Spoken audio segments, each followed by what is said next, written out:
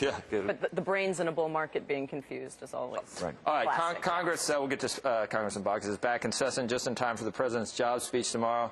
Joining us is Congressman Spencer Bachus, Republican from Alabama. He's the chairman of Financial Services Committee. Are you going to go tomorrow night, Congressman? I'll be there, Joe. How many, what will it be, 90% attended by Republicans? I would think all of us will be there. We know we have to work together with the president, and we know that it's important work getting this economy going and creating jobs. Should we do the payroll tax? Should we extend that? That's the one thing that I guess most people think is bipartisan. Do you? Well, it relieves small business, and small business creates 90% of the jobs in this country.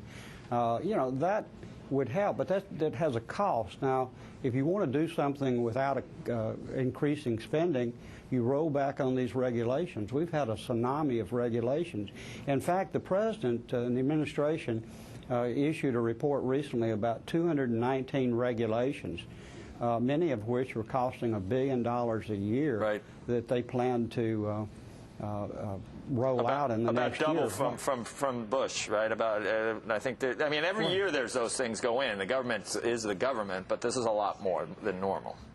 Oh, absolutely. But you know, normal isn't good enough, Joe. What we need to do is start repealing. And I've heard talk about for every one regulation that you institute, you ought to repeal 2 of them. Why do we need any more new regulations? I mean, we've got too many right now. Why have any more? Why not have a moratorium on regulation? Right. You know, it's not going to happen. We had a hearing in Noonan, Georgia, with small banks about 2 weeks ago. A regulator came into that bank and told the bank not to make a loan to a developer that had already pre-sold the lots and houses to go up because they already had made too many real estate loans. Now, we don't need another regulator or examiner in a bank saying to a bank, this may be a safe loan, but, you know, you're doing too many real estate loans. But, Congressman, I get the feeling that Republicans think they have the president on the run to some extent on a lot of this in terms of, because we see polls, people don't want to spend anymore, I think. But in the past, you would have done the payroll tax holiday. Are Republicans just going to say no just for political reasons because we're now electioneering already? Well, Joe, you know, it's important that none of us look towards the next election and try to get reelected.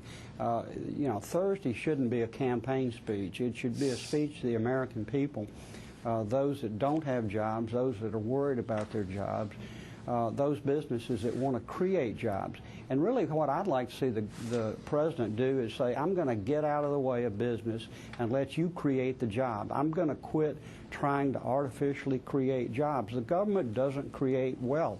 The government doesn't create jobs. Business is ready to create the jobs.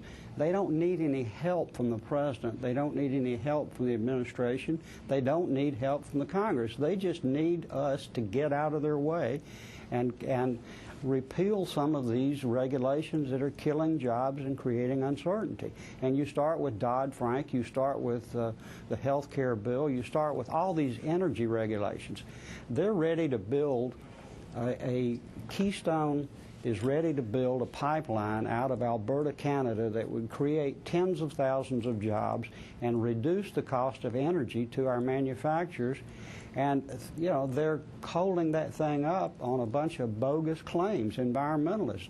The administration needs to throw its weight behind letting us go after Marcellus Shale natural gas, bring down the cost of energy. You know, we can create 1 million jobs in energy, and we've got to create probably 20 million jobs over the next decade. Well, Congressman, I'm interested that you mentioned sort of Dodd-Frank in term, and I know that your committee has been looking at that. Can you tell us a little bit about how you see things and what you're trying to accomplish there? Well, we're trying to fight the next war. You know, the problem, we all know what the problem was. It was over-leverage. It was the subprime lending. And we passed a subprime lending bill about 1.5 years before Dodd-Frank, which would have taken care of most of the problems. We had complaints about the credit cards. We passed a credit card bill a year before Dodd-Frank. Dodd-Frank was late to the party, and it is killing the small banks and their ability to loan money. Look, you need, and Richard, you know this, you're in the business. Capital is what businesses need to create jobs. And, you know, the banks are tied up. They're afraid to lend. Capital is frozen in this country.